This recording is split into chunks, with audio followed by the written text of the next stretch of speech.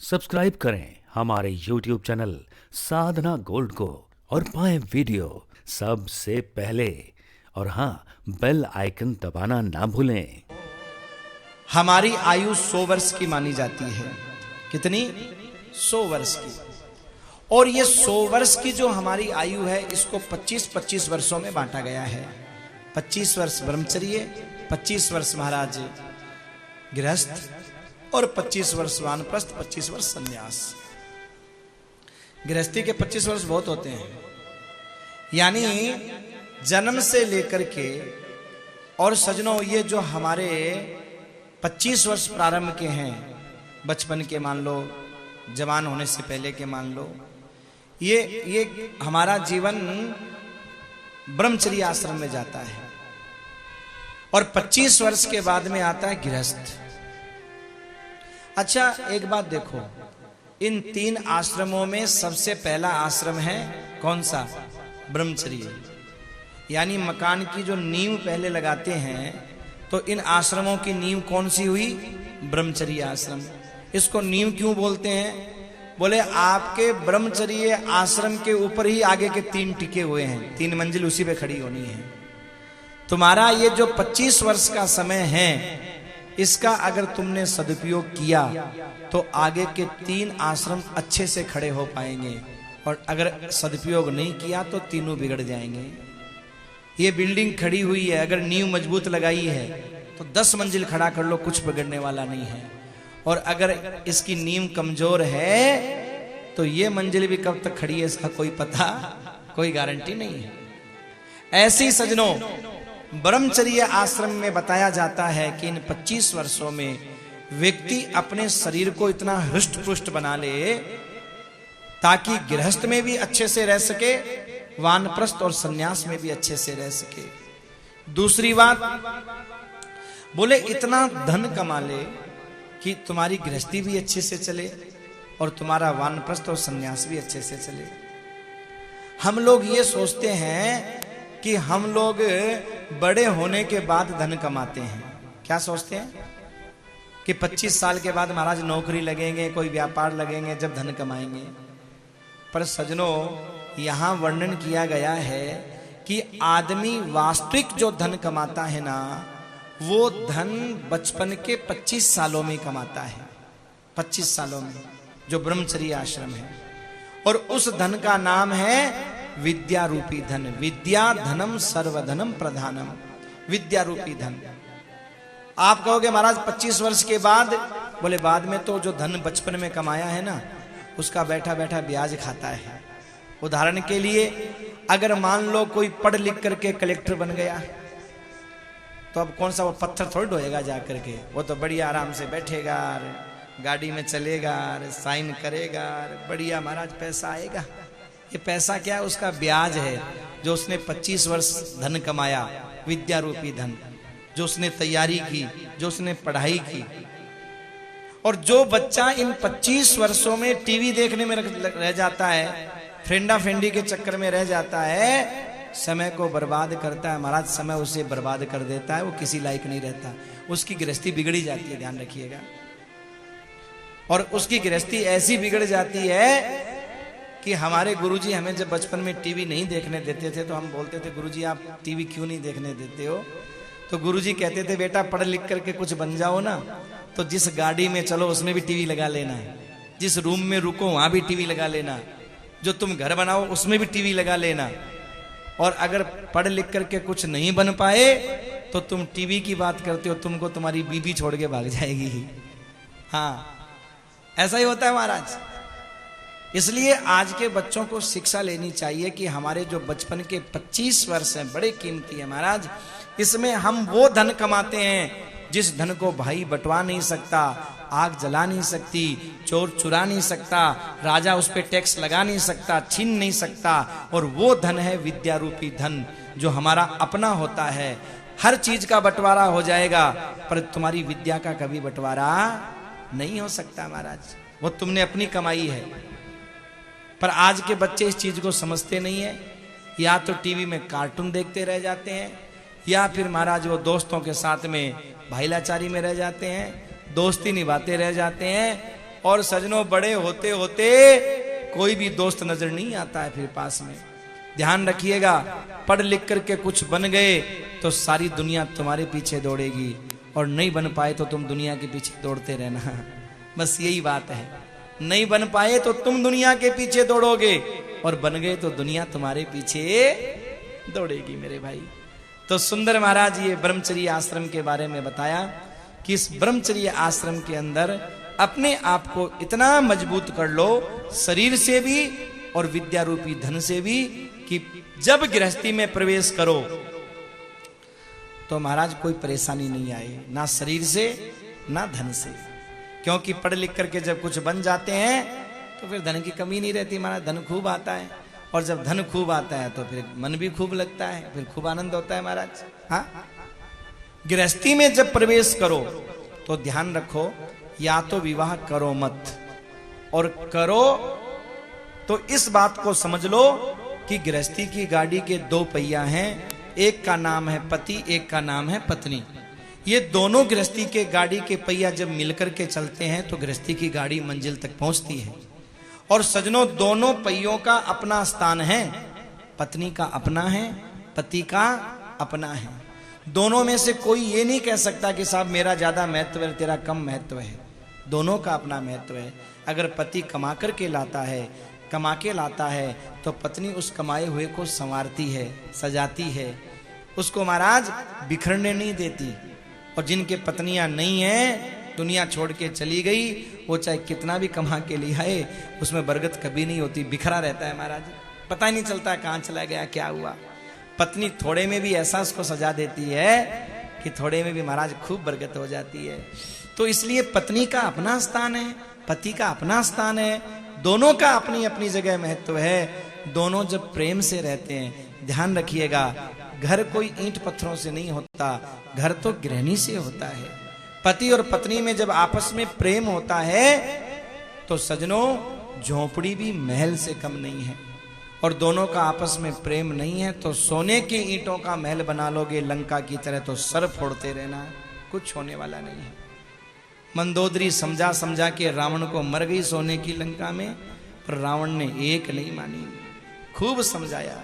ओ म्हारी सीख सुलखणी मानो जी बाई नकटी ननद राबीर, मारी सीख सुलखणी मानो जी बाई नकटी ननद राबीर, बाई नकटी ननद राबीर, बाई सुरपन खारा वीर, बाई नकटी ननद राबीर, बाई सुरपन खारा वीर, मारी सीख सुलखनी मानो जी बाई नकटी ननद राबीर, मारी सीख सुलखनी मानो जी बाई नकटी ननद राबीर। अरे मारे नकटी ननद कौन? जिसका नाक कट गया है, सूर्पणखा। क्या उस नकटी ननद के वीर यानी नकटी ननद के भाई हमारी अच्छी सलाह मानो, राम से बैर मत लो, विरोध मत करो। तू चुप रह नारी, तुझे क्या पता है मेरी क्या क्या कर रखी है तैयारी, तुझे क्या पता है। मंदोदरी कहती है मुझे सब पता है तुम्हारी कितनी तैयारी है। अरे मेरी बात मानो, आपको पता होना चाहिए। देवरियो धोको देग्यो, वो तो भेद आपनो ले गयो जी, देवरियो धोको देग्यो, वो भेद आपनो ले गयो जी, देवरियो धोको देग्यो, वो तो भेद आपनो ले गयो जी, वो तो टिकट कटासी बेगो जी, बाई सुरपन खारा वीर, वो तो टिकट कटासी बेगो जी, बाई सुरपन खारा वीर। मंदोदरी कहती है क्या तैयारी कर रखी है? देवर धोखा दे गया और भेद अपना ले गया। अरे कहाँ गया? बोले आपका रिजर्वेशन कराने गया है, टिकट कटाने के लिए ऊपर की। और कहाँ गया है? है? वो टिकट कटा सी भेगो, इसलिए मेरी सीख मानो, वो टिकट आपकी कटवाए उससे पहले राम की शरण चले जाओ। बेचारी घरवाली रो रो के मर गई रावण को, पर रावण कहता है मेरी मूंछों का सवाल है। बहुत समझाया, रावण ने अपनी महाराज मूंछ नीची नहीं होने दी, भले अपनी पूंछ कटवा ली, गर्दन कटवा ली महाराज, पर मूंछ नीची नहीं होने दी। तो सजनों, ऐसे पति पत्नी का जीवन ऐसे ही हो जाता है। ये रावण का उदाहरण ये है, सीता और राम अगर मिलकर के चले एक दूसरे से तो सजनों बिछड़ करके भी वापस मिल गए। और रावण मंदोदरी एक साथ में रहने के बाद भी एक दूसरे की बात नहीं मानी, तो सोने की लंका महाराज जल करके खाक हो गई और जिंदगी भर मंदोदरी को रोना पड़ा बेचारी को। इसलिए पति पत्नी दोनों का अपना महत्व है सजनों। ईंट पत्थर से घर नहीं होता, घर तो पति और पत्नी के प्रेम से बनता है। दोनों में जब प्रेम होता है तो वो घर है, नहीं तो महाराज वो घर नहीं है। ध्यान रखिएगा। गृहस्थी की गाड़ी के दो पहिया हैं, एक का नाम है पति, एक का नाम है पत्नी। दोनों मिलकर के चलते हैं तभी गृहस्थी की गाड़ी मंजिल पर पहुंचती है। इसलिए सजनों एक बात और ध्यान रखना, पत्नी के ऊपर चाहे कितनी भी बड़ी गलती करे लेकिन कभी हाथ नहीं उठाना चाहिए। अरे ज्यादा नहीं तो पशुओं से ही कुछ सीख लो भाई, हम तो मनुष्य हैं। हाँ, पशुओं का भी नियम है। आपने सांड को सांड से लड़ते देखा होगा, गधे को गधे से लड़ते देखा होगा, पर सांड को कभी गाय से लड़ते हुए नहीं देखा होगा, गाय को मारते हुए नहीं देखा होगा, गधा कभी गधिया को लात नहीं मारता है। हाँ, नियम है। कुत्ता भी कभी कुतिया को नहीं मारता महाराज। और जो पुरुष अपनी पत्नी पे हाथ उठाता है महाराज, बुरा मानने की बात नहीं है, वो तो कुत्ते से भी गिरा हुआ है। उससे अच्छा तो वो कुत्ता ही ठीक है कि कुतिया की भी इज्जत करता है कम से कम। वो गधा भी ठीक है जो गधिया की इज्जत करता है। वो सांड भी ठीक है जो गाय की इज्जत करता है। हम कहने को उन्हें पशु कहते हैं, पर सजनों वो पशु हैं तो हम तो पशुओं से भी गिरे हुए हैं। हाँ, नारी के ऊपर हाथ नहीं उठाया जाता, क्योंकि नारी घर की लक्ष्मी है। नारी का त्याग इतना बड़ा है कि महाराज कथाओं के माध्यम से देखना नारियों ने कितनी गलती की। सती भोले बाबा से जिद करके जाती है परीक्षा लेने के लिए, और आकर के झूठ भी बोल जाती है, कछु ने परीक्षा ली नहीं गोसाई, पर भोले बाबा ने सती पे हाथ नहीं उठाया। आप देखो, हाथ उठाया क्या? हाँ, ये कथाएं हमें शिक्षा देती है कि नारी के ऊपर जो हाथ उठाता है वो कभी पुरुष हो ही नहीं सकता मेरे भाई। उसे पुरुष नहीं कहते। अगर मर्दानगी ही दिखानी है तो नारी पे मत दिखाओ, किसी पहलवान से जाकर के टकराओ, पता चल जाएगा तुम कितने मर्द हो, कितनी ताकत है तुम्हारे अंदर। हाँ? उस अबला को, बेचारी को, ये माताओं की बड़ी महाराज समस्या है। पति आया, दो बात कह के चला गया महाराज। पति आया, दो बात सुना दी पति ने महाराज, तू ऐसी है, तू ऐसी है, तू ऐसी। वो सुन के चुपचाप थी, हंस के रह जाती। पति सुना रहा, झूठी हंसी हंस रही है, हंस हो रही है ऊपर से, ऐसे कर रह जाती है महाराज। बेटा आया, वो भी मां को दो बात कह के चला गया। वो भी सोचता है मां तो मूर्ख ही है। मां कहती है हाँ बेटा मूर्ख हो तभी तुमको पैदा किया, नहीं पैदा ही क्यों करती मैं। ठीक है, अच्छी बात है। भाई आया, वो भी बहन को चार सुना के चला गया। आप देखो, अनुभव करना जिंदगी में। सब सुनाते हैं, नारी सुनती है और सुनने के बाद भी मुस्कुराती रहती है, कभी उनसे बैर नहीं ठानती। अपने से जो बनता है ना उनके लिए करती है महाराज, उसके बाद भी उनके लिए करती है। हाँ, नारी अबला तेरी यही कहानी, आंचल में दूध आंखों में पानी, फिर भी करती रही उनके लिए महाराज। कहने का मतलब क्या है सजनों, घर गृहिणी से होता है, पति पत्नी दोनों का अपना महत्व है। चाहे कितनी भी बड़ी गलती हो लेकिन कभी हाथ नहीं उठाना चाहिए। एक दूसरे को समझना चाहिए, तभी गृहस्थ जीवन सफल होता है। गृहस्थी में फर्ज बहुत बड़ी चीज होती है, ध्यान रखना। फर्ज,